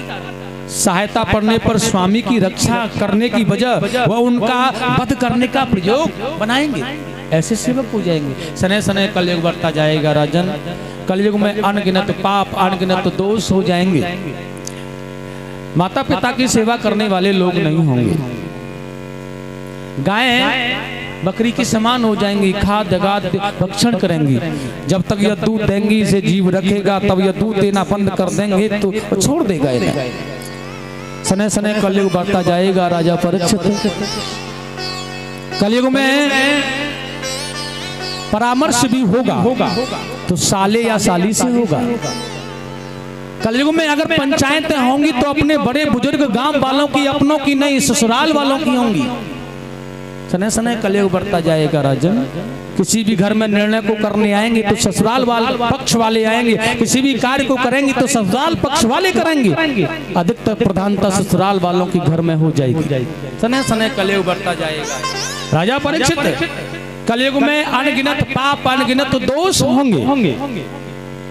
यह जीव नाना प्रकार का व्यवसाय करेगा। जाति धर्म कुल नष्ट हो जाएगा। स्वेच्छाएं से विवाह होने लगेंगे अपनी इच्छा के द्वारा, अपने ऐश्वर्य के द्वारा। न कोई जाति होगी, न कोई धर्म होगा, न कोई भाव होगा। नाना प्रकार के लोग भगवान की कथाएं कहते कहते ये कथाएं, ये यज्ञ, ये अनुष्ठान, ये साधनाएं, ये भक्ति, ये भजन लुप्त होता चला जाएगा। क्योंकि संसार में अनगिनत भगवान पैदा हो जाएंगे। आज से हो गए हैं, आपको देखने आज भी मिल रहे हैं वो, फिर भी हम भ्रमित हो रहे हैं। आज के जैसे अवसर पर भी हमारे सनातन धर्म को मिटाने वाले कितने उपासक, कितने धर्म इस संसार में बन गए, जो हम हिंदुओं को बहकाने में लगे हैं, जो सनातन धर्म को विक्षेप करने में लगे हुए हैं। यही हिरण्यकश्यप जो अहम अस्मि ब्रह्मा कहलाने वाले होंगे, अपने आप को भगवान बता करके संसार को, जनता को, जीव को परेशान करने वाले होंगे, जो केवल यही कहेंगे कि भगवान हमारी पूजा करें। गुरु सत्य वही होगा जो परमात्मा से जोड़ने वाला होगा, अपने आप से नहीं, परमात्मा से। अपने आप का चित्र गले में लटकाने वाला नहीं, भगवान की साधना कराने वाला वह गुरु होगा। ऐसे सदगुरु की प्रेरणा और सद्भाव को, सद्ज्ञान को हमें प्राप्त करते रहना चाहिए। सने सने कलयुग बढ़ता जाएगा। नाना प्रकार के पाखंडी, नाना प्रकार के धर्म, हमारे वेद धर्म शास्त्र, अपनी अपनी कथाएं, अपनी अपनी रामायण, अपनी अपनी भागवत, अपनी अपनी चर्चाएं, अपने अपने प्रवचन ग्रंथ को छोड़ करके हो जाएंगे। धर्म से नहीं, शास्त्र से नहीं, अपने पुराण से नहीं होंगे, अपने स्वयं के होंगे। उसमें यह जनता, यह प्रजा आनंद हर्षास आनंद के साथ में उमंग लेती रहेगी। ऐसा राशन शासन प्रशासन सने सने कलयुग बढ़ता जाएगा राजा परीक्षित। कलयुग में अनगिनत दोषों के होने के बाद खाने के लिए भोजन नहीं होगा, सोने के लिए जमीन नहीं होगी, पैसा बहुत होगा, धन अनंत होगा, पैसा बहुत होगा, अन्न खाने के लिए नहीं होगा। जब भोजन के लिए उदर की पूर्ति करनी होगी ना, तो जो भोजन सामग्री आप ग्रहण करके अपने आप को तेजस्वी बनाते हैं ना, यह भोजन सामग्री की जगह पर दवाइयाँ गोलियां चल जाएंगी। किसी के पास में अगर धन है तो दवा लो, 1 महीने की, 1 वर्ष की, 1 साल की, 1 दिन की तृषा मिटाने के लिए गोली खा लो और आपको भूख समाप्त हो जाएगी। ऐसे साधन संसार में होंगे। जब नाना प्रकार के महापुरुष लोग इस संसार से, इस वेद पुराण सत्संग ज्ञान को लेकर के हिमालय की तलहटियों में छिप जाएंगे, तब बहुत अधर्म होगा, बहुत पाप होगा। तब संभल ग्राम में विष्णु श्रवा ब्राह्मण के यहाँ भगवान विष्णु का पुनः कलिंग अवतार होगा। काले घोड़े पर सवार, नंगी तलवार लेकर के यह पापियों का विनाश करेंगे और यह सारे हिरण्यकश्यपों का वध करेंगे। और सबका वध करने के बाद में फिर पुनः माता पृथ्वी को धर्म से स्थापित करके पुनः धर्म की सुरक्षा करेंगे, धर्म की रक्षा करेंगे और सनातन धर्म की फिर जय जयकार होगी। इस प्रयोजन से भगवान का इस संसार में, इस कलयुग में कलिंग अवतार होगा। प्रेम से बोलेंगे कलिंग भगवान की जय हो। राजा परीक्षित को नाना प्रकार के धर्मों का, प्रशासनों का कलयुग में आने वाले समय राजाओं का विशेषताओं को बता करके भगवान परीक्षित ने कहा है, प्रभु राजा परीक्षित से भगवान सुखदेव जी कह रहे हैं अब मुझे बताओ तुम्हें कैसा लग रहा है। सुखदेव जी ने जब पूछा तो राजा परीक्षित ने एक ही बात को कहा है, प्रभु अब तो मुझे एकदम से ऐसा लग रहा है कि विशाल देह धारण करने वाले चतुर्भुज रूप में भगवान कृष्ण दोनों विशाल भुजाओं को फैला करके मेरे समक्ष खड़े हैं और मुझे एक बात कह रहे हैं, बस आजा परीक्षित, आ मेरे पास आ परीक्षित। गुरुदेव वो मुझे बुला रहे हैं, वो स्वयं मुझे लेने आए, वो कह रहे हैं कि परीक्षित आ तेरे लिए मेरे हृदय में स्थान दिया है मैंने, आकर के तू मेरे हृदय में बैठ जा, आ मेरे पास। उसी समय सुखदेव जी का पूजन परीक्षित जी ने कर दिया है और यही यहाँ से खड़े होकर के सुखदेव जी चले गए। राजा परीक्षित अपने आप को लेकर के परमात्मा मय हो गए हैं और अपने आप को भगवान मय कर दिया है परीक्षित जी ने।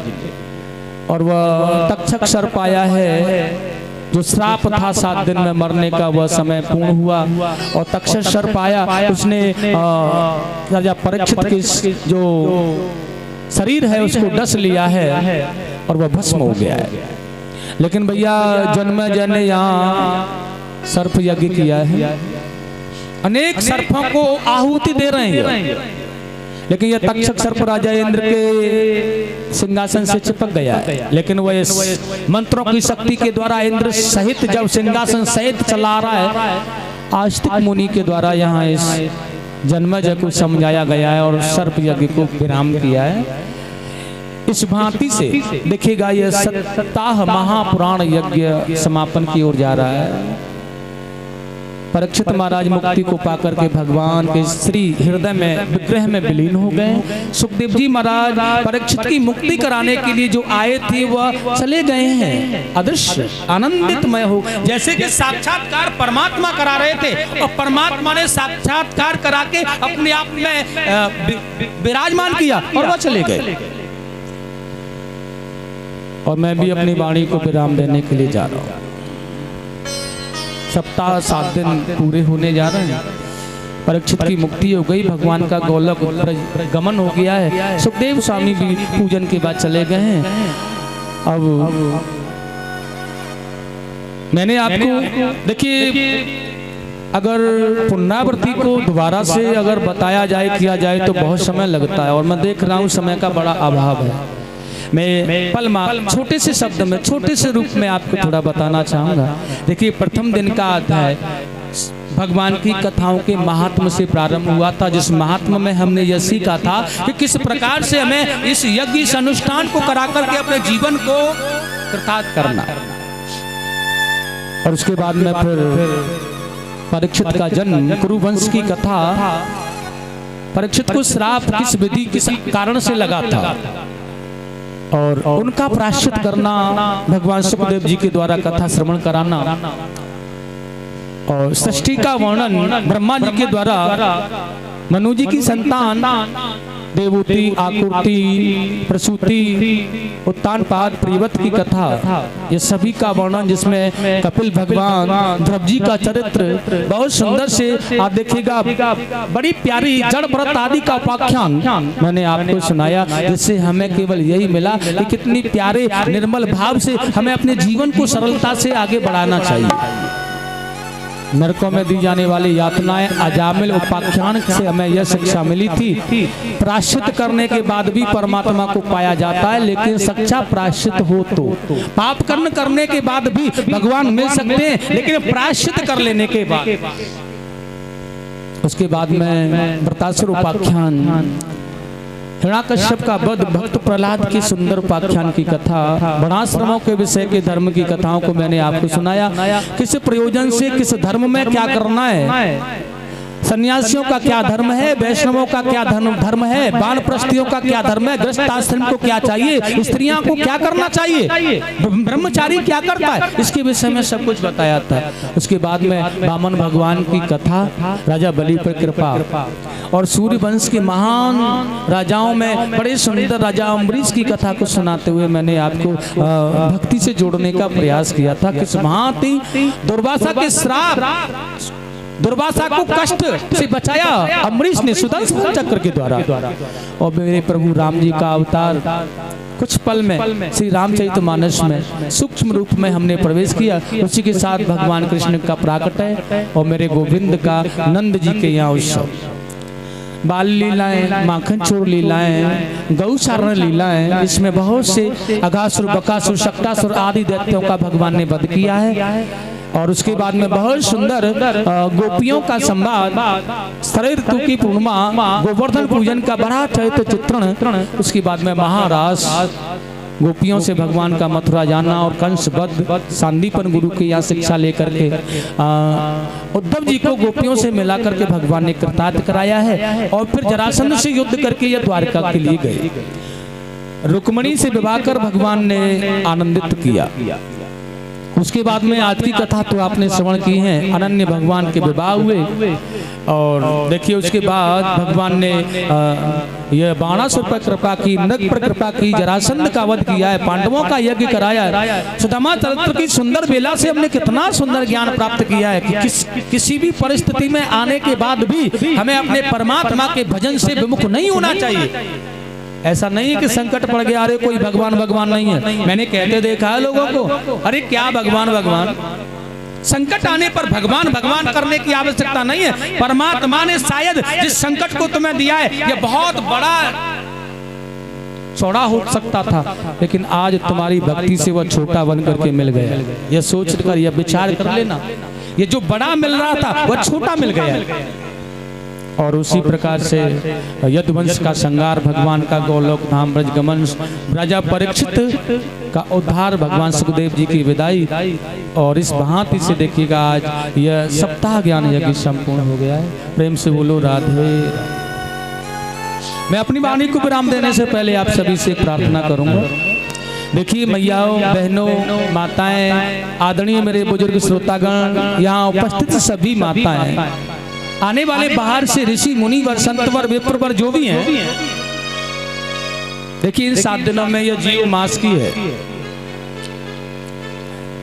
अब मास की बनाई हुई जिब्या है, कुछ जल्दबाजी में कोई ऐसा शब्द निकल गया हो जो कि तुम्हें अच्छा नहीं लगा हो तो क्षमा करना, उसे साथ मत ले जाना। जाने अनजाने में भूल से आचार्य द्वारा, साउंड वाले भैया के द्वारा या मेरे संगीताचार्य आदि के द्वारा तुम्हें कोई कष्ट महसूस हुआ हो तो उसे यहीं छोड़ देना। मैं क्षमा चाहता हूँ, प्रार्थित करता हूँ उसको। आप लोग उसे अपने गले से मत लगाना, हृदय से मत लगाना, यहीं छोड़ देना। अगर कोई बना है तो अपराध हमसे, वैसे आपने बड़ी सेवा हमारी की। साथियों, मैं आपसे केवल एक ही बात को कहना चाहूंगा, ये यज्ञ हो जाने के बाद, कथा समापन हो जाने के बाद ब्राह्मण को दक्षिणा देनी होती है। आप सभी श्रद्धालु जो यहाँ सुनने के लिए आए हैं, मैं आपसे एक निवेदन करता हूँ, आप सभी मुझे दक्षिणा देंगे। लेकिन वो दक्षिणा क्या होगी, दे सकता है कोई? अब पता नहीं है, न जाने कौन सी दक्षिणा होगी। बिना गुप्त दक्षिणा को कौन कौन दे सकता है? कोई पता नहीं है क्या मांगे व्यास जी, गुप्त दक्षिणा है भैया, और कोई दे सकता है? तो यह दक्षिणा देना मुझे आपने जो कथा यहाँ 7 दिन तक सुनी है, इस कथा में जो आपको शिक्षा मिली है, आप उसे अपने साथ में ले जाना। और सुनिएगा, अपने जीवन का एक विषय, कोई भी एक विषय संकल्प लेकर के भागवत जी के सामने छोड़ देना, यही मेरी दक्षिणा। एक विषय, हमारे जीवन में विषयों की कमी नहीं है। क्रोध, मोह, काम, विषय आदि यह सर्वस्व समय की पूर्ति हो जाने के बाद भी है, तो यह केवल वही है, विषय है। सास का बहू से लड़ना, बहू का सास से लड़ना, यह भी विषय है। घर में शांति न बनाए रखना, यह भी विषय है। मदिरा खाना पीना, मांस इत्यादि का सेवन करना, गुटखा, बीड़ी, तंबाकू, शराब, ये सब विषय हैं। अपने जीवन का एक विषय छोड़ देना, संकल्प लेकर के भगवान के सामने कि आज से हमने ये कथा को सुना है और आज से इस विषय को अपने जीवन से अलग कर देते हैं। सज्जनों, मैं इस कथा का श्रेय आपको प्रदान कर देता हूँ, उसके बाद मैं अपनी वाणी विराम करूँगा।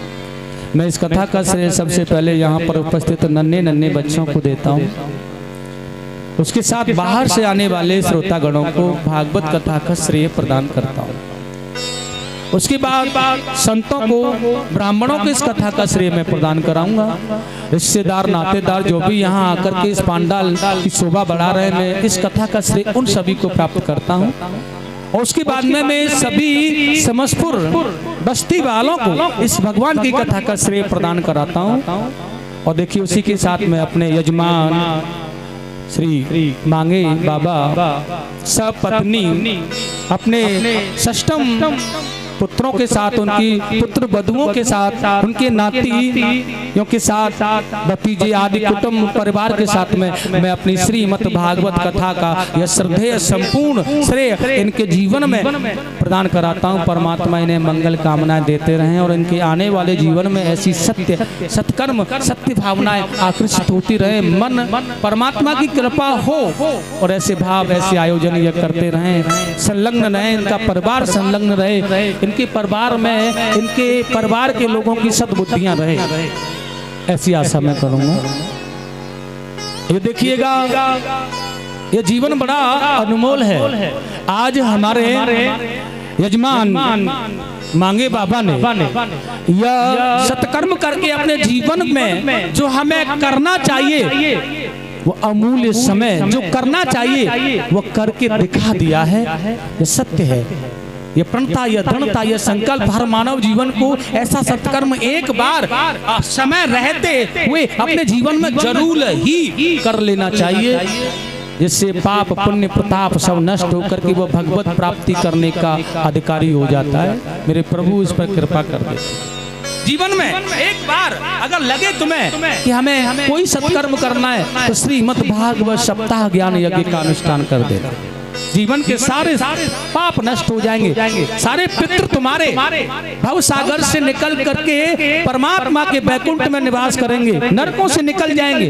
ध्यान रखना है, श्रीमद् भागवत को नित्य श्रद्धा से सप्तम दिवस तक अगर जिसने निष्ठा प्रीति पूजन विधान के द्वारा श्रवण कर लिया तो उसकी 21 पीढ़ियां निकल करके नरक से भगवान के धाम के लिए चली जाती है। ऐसा महासद ग्रंथ है श्रीमद् भागवत महापुराण। इतना ही मैं आपसे कहूँगा, आपका समय बहुत ज़्यादा आगे निकला जा रहा है। कुछ समय पूजन में भी लगेगा, कुछ आरती में भी लगेगा। मुझे समय थोड़ा कम मिला है यहाँ के लिए। मैं बड़ा पहली बार तुम्हारे बीच में आया था, बड़ा डर सा लगा रहता था। 4 बजे से ऊपर जैसे सुई जाती थी ना, तो मुझे मेरे अंदर स्वयं डर सा महसूस होता था। बड़े अच्छे भाव से मेरे श्रोता कथा सुन रहे हैं, ऐसा न हो कि इनके मन में खुदर पुदर होने लग जाए कि व्यास जी की सुई तो आगे ही घूमती जा रही है। क्योंकि मैंने जीवन में आज तक पहली बार बता रहा हूँ 4 बजे कभी कथा को विराम नहीं किया और 4 घंटे तो कभी सुनाया ही नहीं। पहली बार यहाँ आपके यहाँ समय को निर्धारित कर पाया हूँ आपके प्रेम में, लेकिन फिर भी कथा को बड़ा संलग्न से, बड़ा मिष्टान, बड़े अच्छे भाव से, बड़े प्यार से तुम्हें मैंने टूटी बूटी भाषा में जो भी सुनाया, एक बार सभी को प्रणाम करते हुए जय श्रीमन नारायण, राधे राधे। बस यही आशा करूंगा भैया, फिर से माता पिताओं की सेवा करो, गुरुजन की भक्ति करो और अपने मंत्र का जाप कर दृढ़ता से भगवान का भजन करो। ठीक है।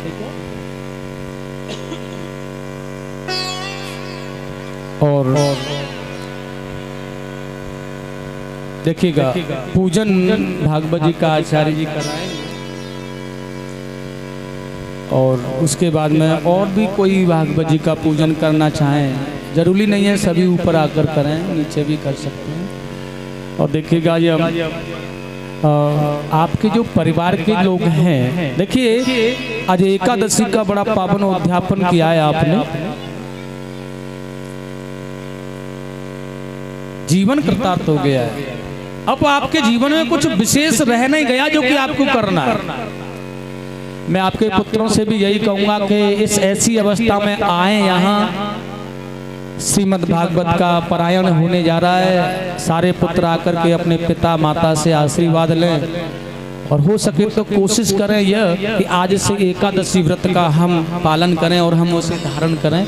ऐसा आशीर्वाद इनसे ले लें और आप करें। एकादशी व्रत करने में कोई भी बुराई नहीं, पावन व्रत है, हो सके तो भैया महाराज यजमान परीक्षित जी के जो पुत्र हैं मेरी आवाज सुन रहे हो तो आ जाएं अपनी कुल पत्नियों के साथ निकल के अपने माता पिता का आशीर्वाद लें। और देखिए एक विशेष सूचना मैं आपको और देना चाह रहा हूं।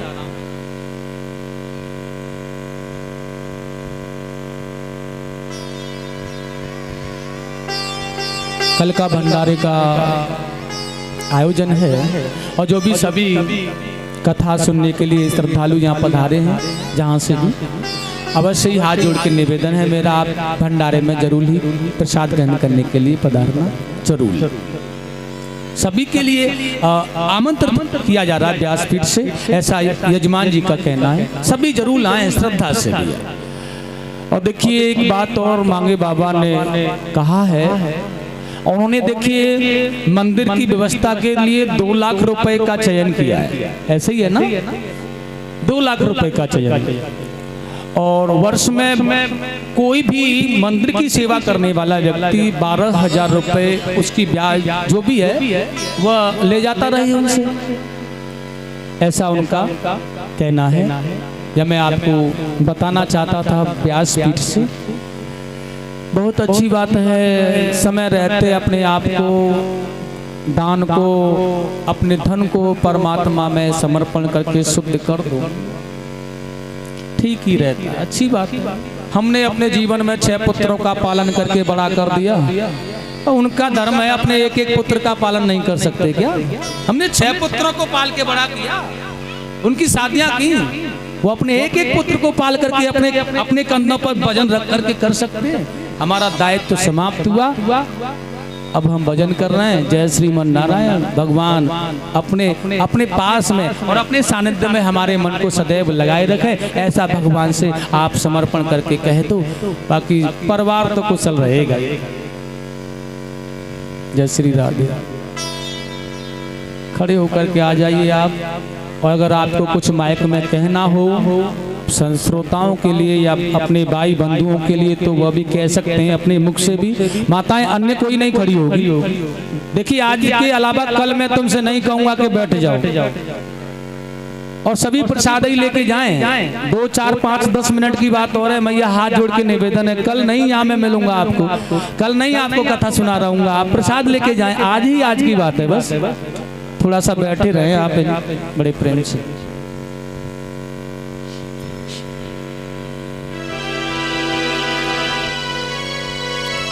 माता पिता से आशीर्वाद लो, सभी लोग अपनी पत्नियों के साथ पंडित जी ने आशीर्वाद दिलवाओ।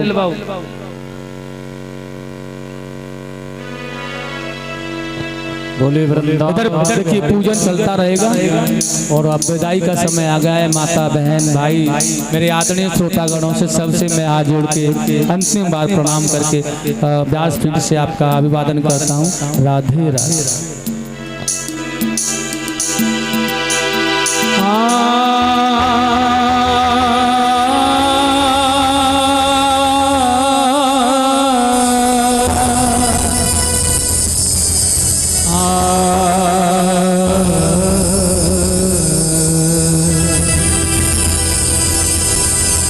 पत्ता टूटो तार सो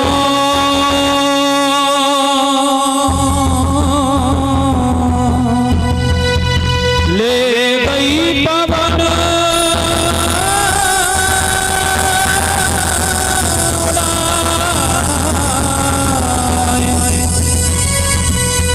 अब के बिछड़े कब मिलेंगे, बजेंगे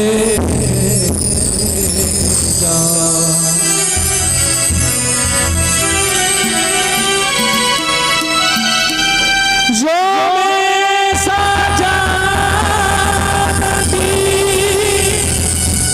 प्रीत किए दुख हो,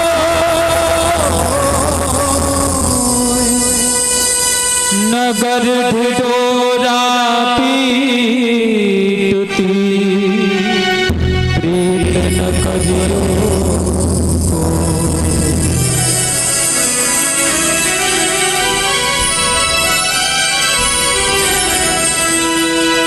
राणा जी तेरे महल चो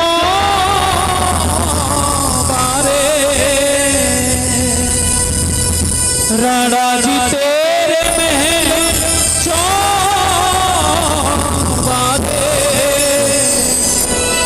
छोड़ यहीं सब जाऊंगी। ओ मैं तो गोविंद गोविंद गाऊंगी, मैं तो गोविंद गोविंद गाऊंगी, मैं तो गोविंद गोविंद गाऊंगी, ओ मैं तो गोविंद गोविंद गाऊंगी। राणा जी तेरे महल चौबारे, राणा जी तेरे महल चौबारे, राणा जी तेरे महल चौबारे, ओ छोड़ यहीं सब जाऊंगी। मैं तो गोविंद गोविंद गाऊंगी, मैं तो गोविंद गोविंद गाऊंगी, गोविंद गोविंद गाऊंगी, मैं तो गोविंद गोविंद गाऊंगी।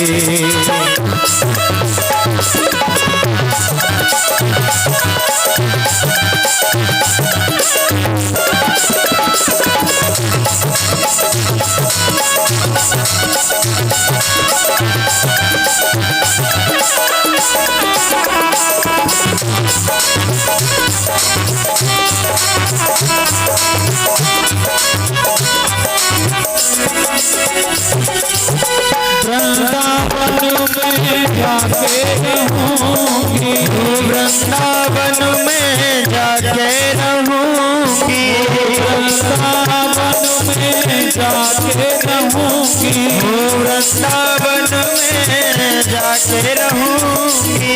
सुख दुख बोले आप सहूंगी, सुख दुख अपने आप सहूंगी, प्रेम प्रीत के बांध के घुंघरू, प्रेम प्रीत के बांध के घुंघरू, प्रेम प्रीत के बांध के घुंघरू, नाच नाच बल गाऊंगी।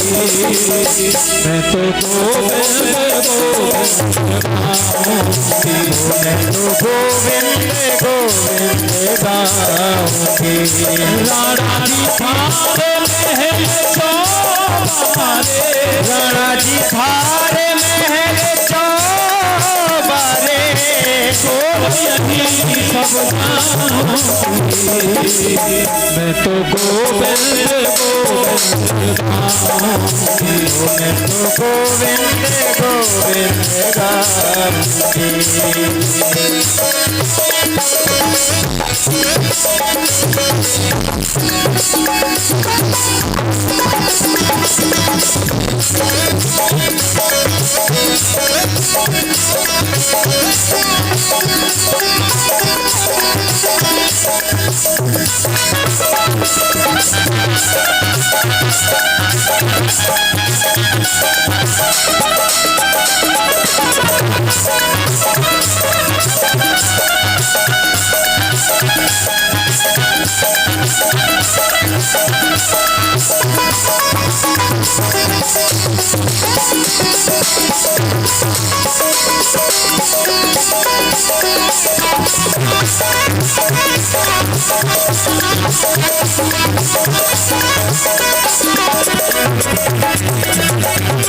गोरे तन पे भस्म रमा के, गोरे तन पे भस्म रमा के,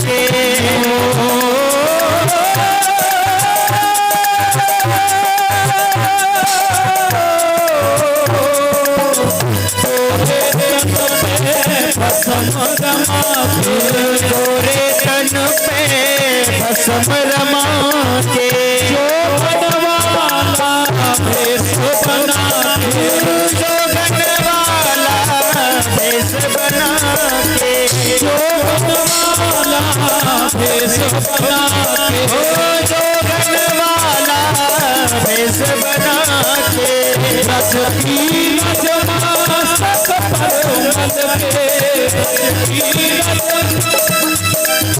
ब्रज की मस्तक पर मल पे जमुना के बीच मैं तो गोविंद गोविंद गाऊंगी, मैं तो गोविंद गोविंद गाऊंगी। राणा जी तेरे महल चौबारे, राणा जी थारे महल चौबारे, यही सब जानूंगी, मैं तो गोविंद गोविंद गाऊंगी, मैं तो गोविंद गोविंद गाऊंगी।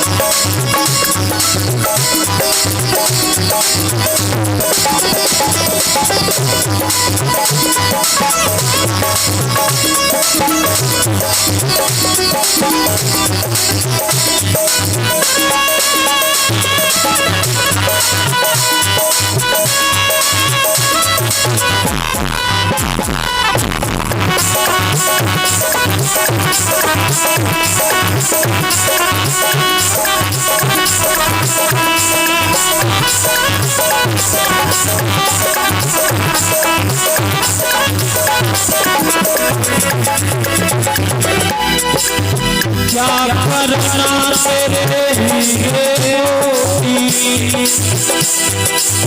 क्या करना तेरे हीरे मोती, क्या करना तेरे हीरे मोती, तेरे मत मंदिर में ज्योति, तेरे मन मंदिर में ज्योति, तेरे मत मंदिर में ज्योति, तेरे मन मंदिर में ज्योति, कान्हा में मेरे कान्हा में मेरे प्राण बसे हैं, कान्हा में मेरे कान्हा में मेरे प्राण बसे हैं। मैं तो गोविंद गोविंद गाऊंगी, मैं तो गोविंद गोविंद गाऊंगी, मैं तो गोविंद गोविंद गाऊंगी, मैं तो गोविंद गोविंद गाऊंगी।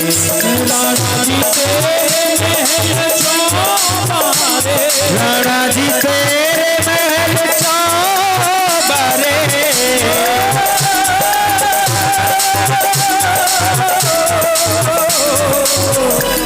राणा जी थारे महल चौबारे, राणा जी थारे महल चौबारे, यही सब जानूंगी, मैं तो गोविंद गोविंद गाऊंगी, मैं तो गोविंद गोविंद मैं तो गोविंद गोविंद गाऊंगी, मैं तो गोविंद गोविंद गाऊंगी, मैं तो गोविंद गोविंद गाऊंगी, मैं तो गोविंद गोविंद गाऊंगी, मैं तो गोविंद गोविंद गाऊंगी, मैं तो गोविंद गोविंद गाऊंगी। रमण ले ले नहीं दिया यमुना जियो नयमुना पार, रे गुरु नहीं ब्रज को हरे ब्रज को ओ ब्रज को मैं तो गोविंद गोविंद गोविंद नामी, हरि को हरि हमारी गोरी गोरी कमल किशोरी मेरो पारो है राधा हमारी गोरी गोरी के नवल किशोरी कन्या मेरो पारो है कमल किशोरी मेरो पारो है राधा हमारी गोरी गोरी के नवल किशोरी कन्या मेरो पारो है जगत मुझे श्री राम जी को प्यारो है हमारी गोरी